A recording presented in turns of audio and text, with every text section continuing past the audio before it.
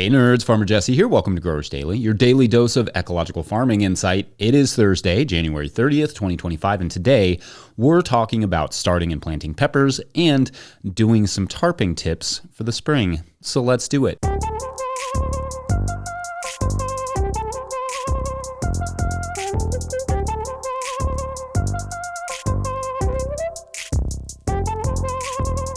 All right, happy Thursday and all that good stuff. I hope everyone is getting through their week and enjoying whatever it is that you all enjoy.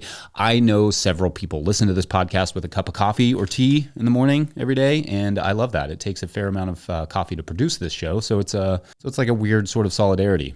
Yeah, awesome. So today I wanted to dedicate the show to sweet peppers, which sounds like the name of a pet, but is not yet. Anyway, I'm going to go through our process of starting the sweet pepper plants, potting them up, and then in the third segment, planting them. Now, I did a whole video about peppers that I will link in the show notes so that you can watch that to further flesh out what I talk about today. But what I like about adding these sort of, short casual talks about various crops is maybe I can inject something new into the conversation, but also maybe I can just present some of the information in a different way or a more digestible way, or maybe I'll just further complicate the process with too much information. Or all of the above. That's exciting. What I am not going to talk about today is about hot peppers and semi-hot peppers and things like shishitos. We'll save those for their own segment, but truth be told, the process is basically the same. It's just the spacing is a little bit different and the number of plants you need is slightly different. Like I definitely do not plant as many jalapeno plants as I plant sweet pepper plants, and hot peppers tend to come into production a little bit faster. So anyway, we'll talk a little bit more about chilies and all that stuff later. For sweet peppers, I always grow one bullhorn pepper and at least one bell. I don't really have a preference on the bell type. Ollie is good, Sprinter is solid. Those are both hybrids, so if you wanted a good open pollinated variety, I like King of the North. That works pretty well. I don't really grow any of those fun colors because I just don't have a market for them, but there's nothing wrong with them. I love those peppers. I sell the bells as green and then I sell them as red, but I don't grow the chocolates or yellows or any of those. I just haven't had the interest locally for them yet, though they did work fairly well when we did a CSA. So that's like a really easy way to start injecting some of those like slightly different colors and shapes and all that stuff. I also really, really love the lunchbox peppers, like the really tiny sweet peppers for their flavor, but their resemblance to hot peppers makes them a little bit complicated to sell at a farmer's market. Like you really have to hand sell them a lot of times. Some chefs will seek them out, maybe some retailers as well, but I would probably talk to those people before growing those particular plants. They just take a long time to get going. Awesome garden snacks though. Peppers in general are my favorite garden snack, and I don't even care if you tell the carrots. I kind of think they need to hear it. As for bullhorns, it's Carmen all day long. I've tried a lot of different bullhorn style peppers and just nothing quite beats the flavor of Carmen's for me. Second is probably the Jimmy Nardello or the Stocky Red Roaster. Those are really tasty. They are both a little bit smaller in diameter, especially the Jimmy Nardello, than the Carmen, but they're just, the flavor is awesome, and they're also open pollinated. Carmen is notably a hybrid. And just a reminder that hybrid does not mean genetically modified. Hybrid just means they are two different peppers bred together to get an expected result, like an intentional mutt of sorts. All right, so for starting peppers, we use either 2-inch soil blocks, which is the 4-block hand blocker, or we use the 72 cell wind strips. Now, some people will use the mini blocks and then pot those up into the 2-inch blocks to save space and get better germination, which is fine too, but it just adds an extra step.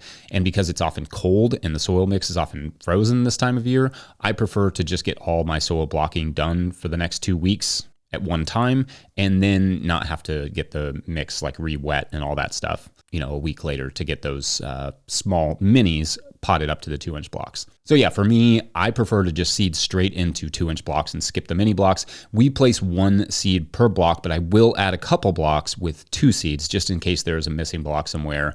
Then I can just pull one of those out and plop it into the empty block that didn't germinate. Anyway, when I'm seeding, after I seed them, I lightly cover that with a bit more dry soil mix just to hold in the moisture. Peppers germinate best around 80 degrees Fahrenheit or 26.6 Celsius, give or take a few degrees. So for us, we usually use a heat mat for that, but I've also found putting them in the same room as our hot water heater and furnace tends to do the trick nicely. Just after a few days, check on them twice a day and for germination, and make sure that the soil mix stays moist. The heat mat is preferred, or even a germination chamber, but as long as you can get near that temperature and make sure those blocks do not dry out, I like a bottom watering tray for that personally to ensure they don't dry out. And so long as you're also using good seed, germination should not really be a problem for peppers. It will take about a week for peppers, depending on the conditions, for them to actually pop. Then get them into a warm place like a greenhouse, protected from the cold, with plenty of sunlight.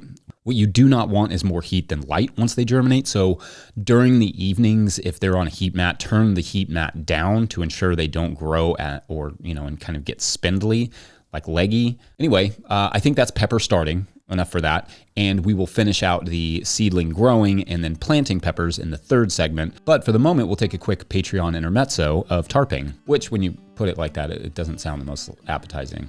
But here we are, BRB. When your soul is lonely, sad and blue, ain't got no loving shoulders to lean on. There's always a sunny side across the river. Take a ride, take a swim, and all your worries go away. Go across the river. Today's episode of Growers Daily is brought to you by Harnois Greenhouses. Harnois Greenhouses has pioneered controlled environment agriculture since 1965, partnering with market gardeners and farmers across North America to deliver turnkey greenhouse solutions. Their unwavering mission is to support growers' success through innovation and expertise in design, manufacturing, and installation. Harnois Greenhouses are engineered to withstand high wind and snow loads, providing optimal brightness, increased yields, rapid ROI, and long-lasting durability.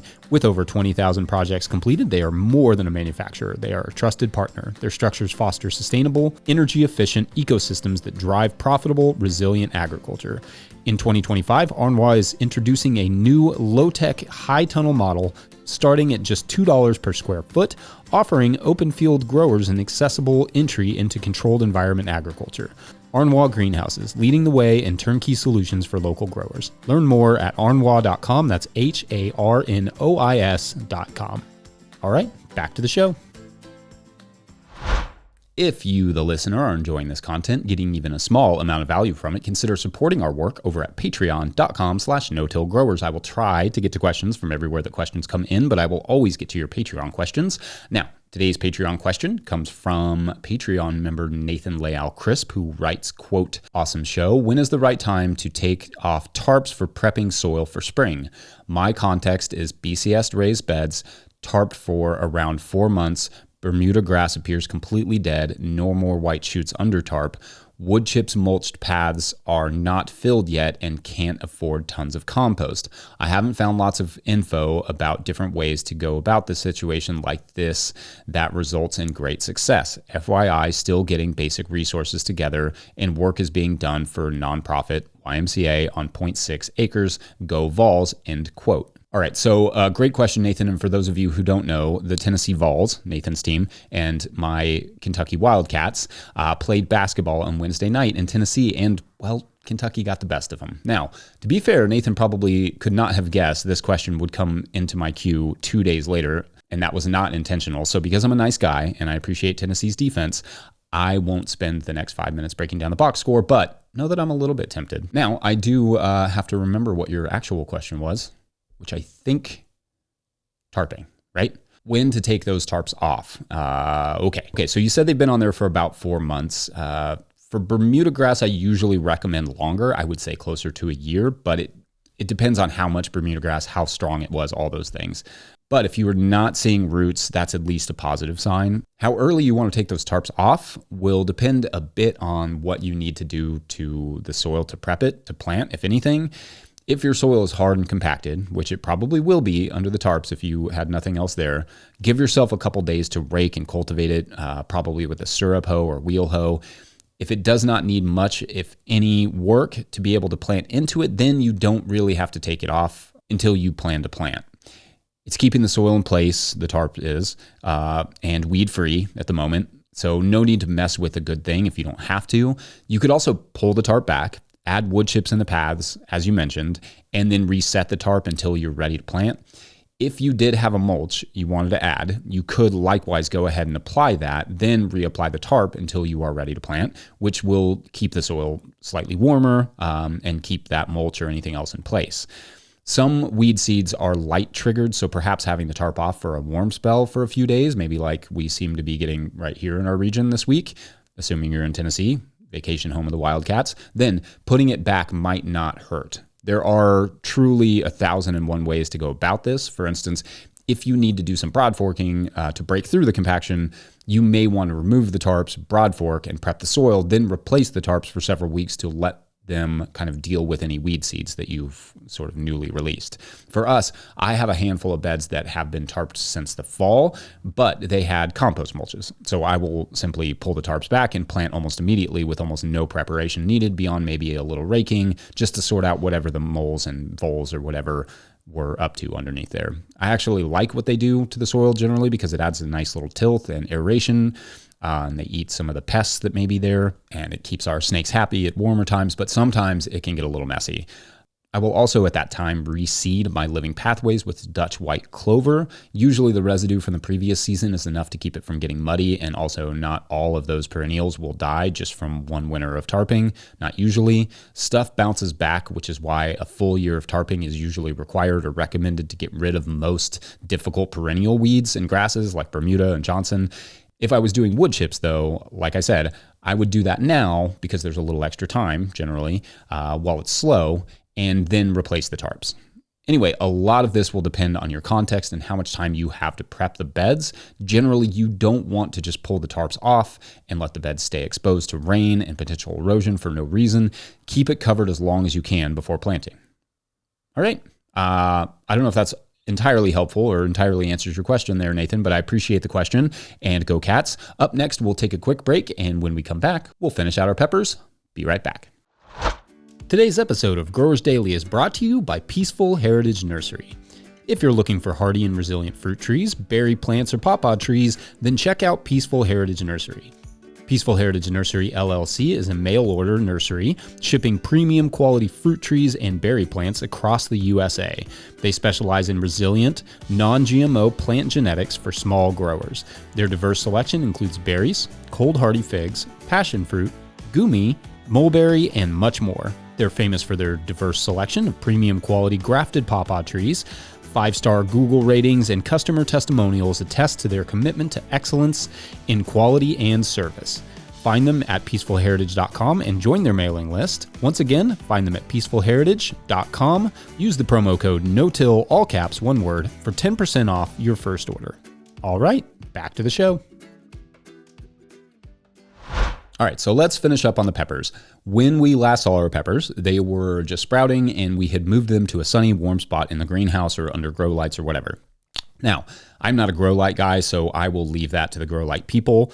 But if you do grow under grow lights, just expect to have to harden off the plants fairly well before planting to get them used to regular sunlight and weather.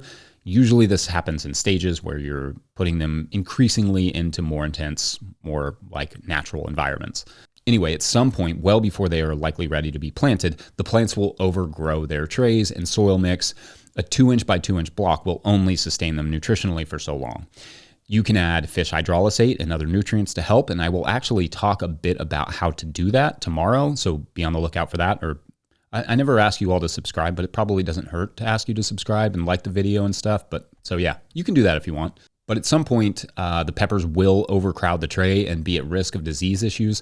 So you can either place the plants in larger pots of soil, usually 4 or 5-inch pots, or if you're doing soil blocks, you can use the 4-inch single soil block maker. Or I like the soil balls, which again, are not for everyone and not some amazing innovation. They're just faster and more practical for us, and I like making soil balls because it's fun and easier on my body than the hand blocker that I own. Slamming those blockers into the soil over and over again is kind of rough on my shoulders. So anyway, I kind of like making the balls. Doesn't really matter. They seem to perform relatively the same, if not exactly the same. No matter which way you choose in terms of potting up, the idea is to give them more growing medium to utilize and more space for their leaves to breathe. Then obviously continue growing them until you are past your last chance of frost, or about 4 weeks before that point if planting in an unheated greenhouse or high tunnel. If you are wanting to grow the peppers intensively, you can go as close to a foot apart or less in the row. That will just require some pruning and to keep the airflow high and a lot of irrigation to ensure they have the moisture they need to grow and produce decent sized fruit. That density will also require additional fertilization like top dressing with good compost and or fertigating through the drip lines.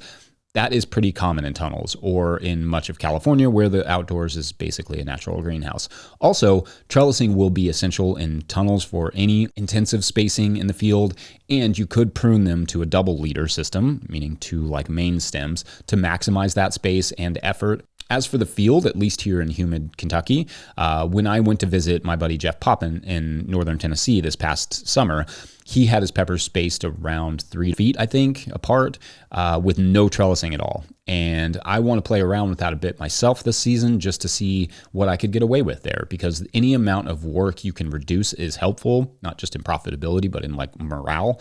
But also trellising complicates harvesting because the strings often tangle up the fruit. So perhaps there is a yield trade-off, but a labor and supply saving gain by giving them more space between plants and not trellising the peppers. And as I always say, peppers are a good one to interplant with, so in theory, the extra space could be utilized for a quick high-value crop like lettuce, which would make that unused pepper space, when you're spacing them further apart, less of a financial hit. I've started to plant peppers a little bit deeper into the soil to help with stability as well, but I've not gone without a trellis before, so we'll see on how all that works out.